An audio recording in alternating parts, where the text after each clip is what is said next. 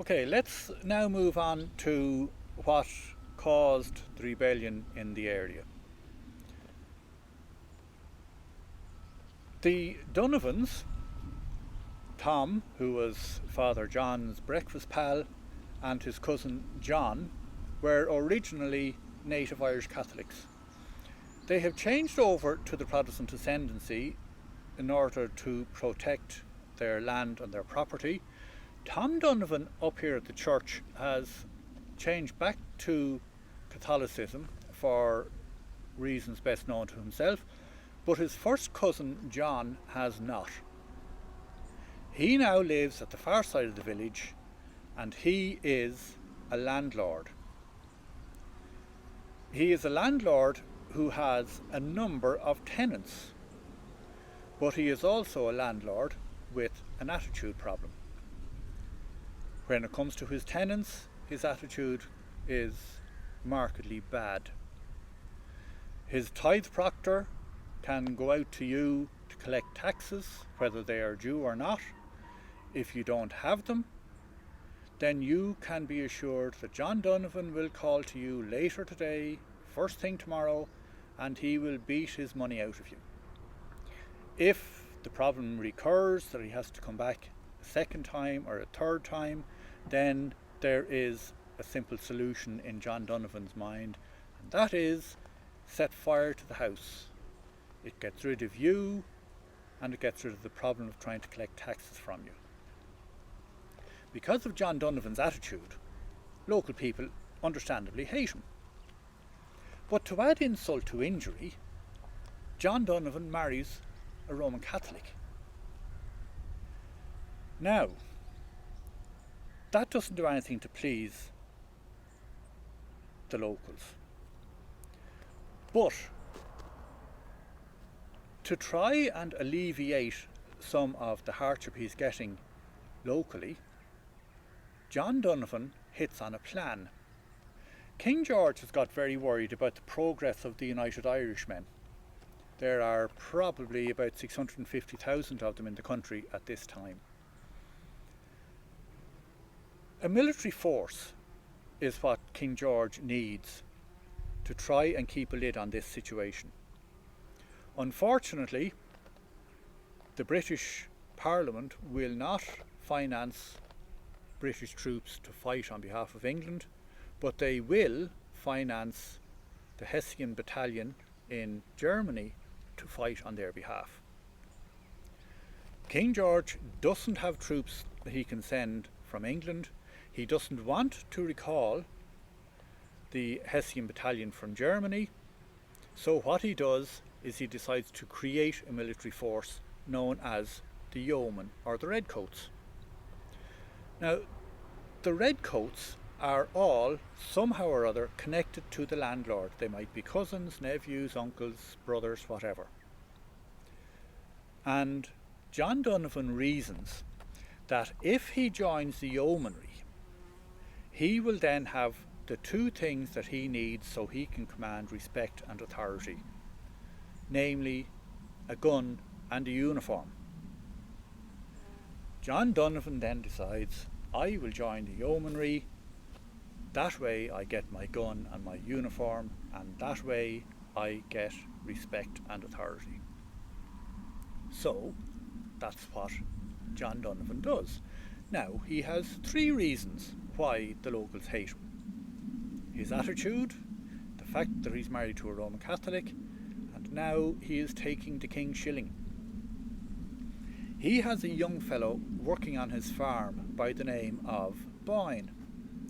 Now, young Boyne is a late teens, early 20s, hot-blooded young fella who, true to fashion I suppose, has no great interest in the job that he is being paid to do on John Donovan's farm.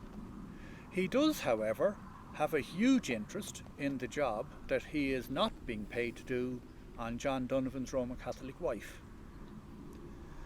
If that were to happen today, you would say, oh, discretion expected and assured. Unfortunately, young Boyne has neither. He goes out and he has a mouth which I suppose you could say closely resembles a torn slipper, and he boasts and he brags to everybody he meets that I am having an affair with my boss's wife. Well, in the absence of Facebook and Snapchat and WhatsApp and things like that, it didn't take very long for John Donovan to hear about this. In true Irish fashion, he decided there was only one way that he could look at all his problems, and that was through the bottom of a whisky glass. So off he went to the pub, and he proceeded to drink his way home from Camolan, where he was based in the garrison, to the Harrow, where he lived. Now that's a journey of approximately 6.5 miles, and even though it was done on horseback, I think 3 days to complete was a little bit excessive. John Donovan arrived after his 3 days drinking into the Harrow, where he went straight into the local pub. The local pub, of course, has all the locals in it. All the locals hate the sight of him, but all the locals know about his wife. So, amidst much pushing and shoving, eventually somebody got up beside him at the bar to tell him that, John, you know, if you spent more time at home looking after your farm, or as the lads there were saying, if you spent more time at home looking after the needs of your wife, instead of paying young Boyne to do it for you, you would have less time to come in here and annoy us. That, as you can imagine, was a bit of a red rag to a bull.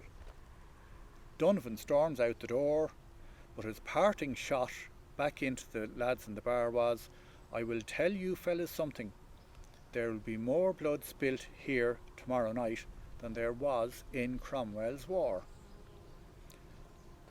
Out he goes, up the road, into his house.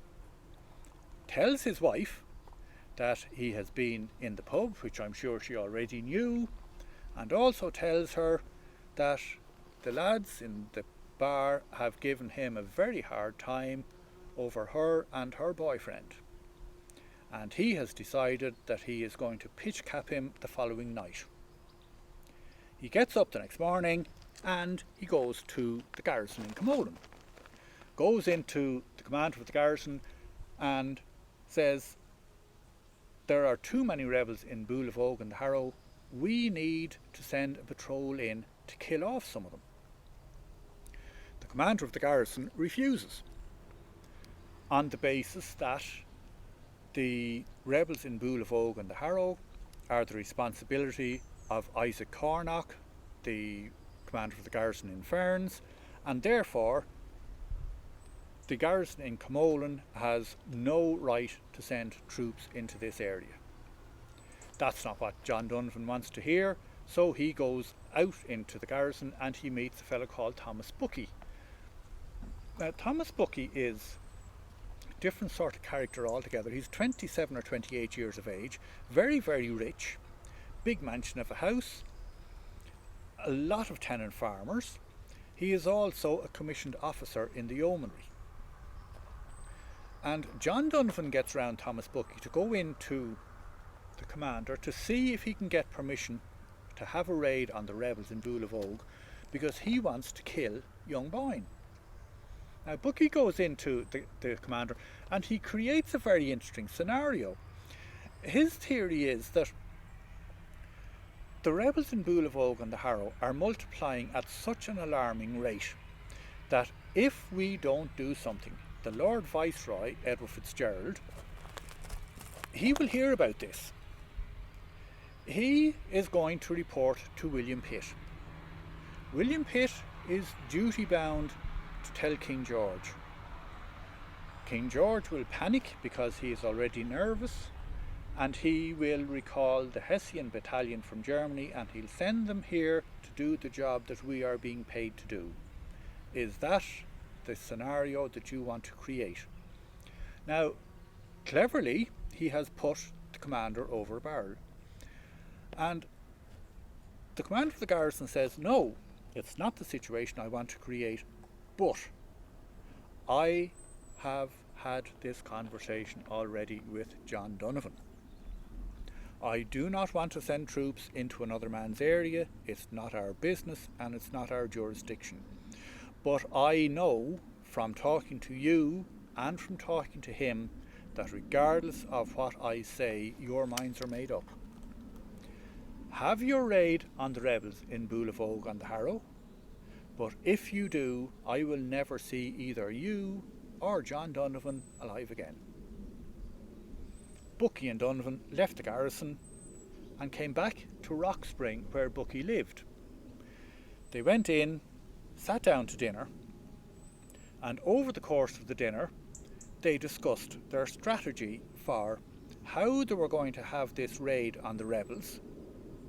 There was going to certainly be collateral damage, maybe a few people killed, a few houses burnt, there'd be injuries, but the whole thing revolved around killing young Boyne. They finalised their plans after dinner, went out, got their horses, headed off to Camolan to get the patrol. But very shortly after that, another horse came out the gate of Rockspring, and that horse went in the opposite direction. And that horse ended up outside Father Murphy House, the thatched house across the yard. That horse is ridden by the maid who has served them their dinner, and she has listened to their conversation. She knows what they are planning, and she, as was the thing to do when you had a problem in Ireland years ago, you talked to the learned man, the priest. She went into Father John and told him what her boss and John Donovan were planning to do. He sent her back to Rockspring where she worked, and he said, I will take care of this. He came out of the house, crossed the yard, went into the stable, took out his horse, went up the avenue and went into his breakfast pal, Tom Donovan. He told Tom exactly what the maid had said. Their decision was quite simple. They needed to try and prevent bloodshed. So they decided the way to do that was to go out and travel around the local farmsteads and homesteads and warn the people. If you see or you hear a yeoman patrol approaching, get out of your house. Go and hide in the fields, the ditches, the barns, wherever you can. Don't stay in the house because they will burn you in your house. If you get out and hide, they probably will not look for you. That started off up the church with Father John and Tom Donovan. As they travelled around the farmsteads and the homesteads, understandably, people joined in. And in a very short space of time, there were 35 or 40 of them travelling round. Outside the Harrow, they met the patrol on its way in. The yeomen are walking their horses along the grass at the side of the road. They don't want to be heard. But when they rounded the bend and they met, the cry went up from the locals, Camolan yeomanry out of their area. A skirmish understandably broke out. The yeomen took up their rifles and they started to shoot the locals. The locals didn't have a lot of arms left because a lot of them had been handed in. They did have some, but they did have pikes, they had pitchforks, they had sticks. And when a bit of panic set in amongst the locals, Father Murphy shouted at them, "Don't run, take to the stones." What he meant by that was he was referring to the stones that you see in this wall here. It's a Ballydonnegan slate stone. It's sharp, it's heavy, and it would make a great weapon. So when Father Murphy said, take to the stones, what he's advising them to do is pull these ditches apart and use these stones as weapons. In the middle of all this, of course, Bookey and Donovan rode up through this mob and went to Boyne's house. Rounded up the Boyne family in the yard, but as you can imagine, they couldn't find who they were looking for. I don't know if John Donovan realised his mistake in saying anything to his wife the night before, but I do know that when he left home that morning to go to the garrison, his wife summoned a messenger and she sent word down to her beau, "My husband has found out about us and he is going to kill you tonight. You may leave the area." The young fella had gone, never to be seen or heard of again, and it left Bookey and Donovan in a bit of a quandary. Theoretically, they could have done nothing and gone back to the garrison, but because they had set out on this escapade, they decided they would have to show something. So they terrorised the Boyne family and they set fire to their house. Then they said, having done that, we'll go up the road here now and we'll finish off the locals up the road. Back up the road they go and down to where the skirmish is taking place. However, when they rounded the bend where the skirmish was taking place, they discovered that things were altogether wrong. And what they realised was that the locals, who outnumbered the patrol at least 2 to 1, had pulled the ditches apart far faster and fired these stones far more effectively than the yeomen could load and shoot their single-shot rifles. The net result of that was that the yeoman patrol had turned tail and was gone back to the garrison. That left Bookey and Donovan in the middle of the locals without any help. Tom Donovan took up his rifle and shot his first cousin. Bookey decided that he needed, for his own safety, to get back through this crowd to his house at the far side of the village. But when he turned his horse, the locals blocked the road behind him. And one of the locals took up his pike. He drove the point of it in through the side of Bookey's neck. Another local drove his pike into the horse's flank. The horse took off. Bookey was caught by the neck, dragged down off his horse and piked to death in the road. They picked up the 2 bodies and threw them over the ditch into the stream. Now that series of events began when the maid arrived at Father Murphy House. It ended when Bookey and Donovan's bodies were thrown into the stream. But what compromised Father Murphy in this whole thing was the patrol that had gone back to the garrison, because they were going to report, as they did, that the rebels were instructed by the priest. We took Hamolin and Enniscorthy and Wexford storming drove out our foe.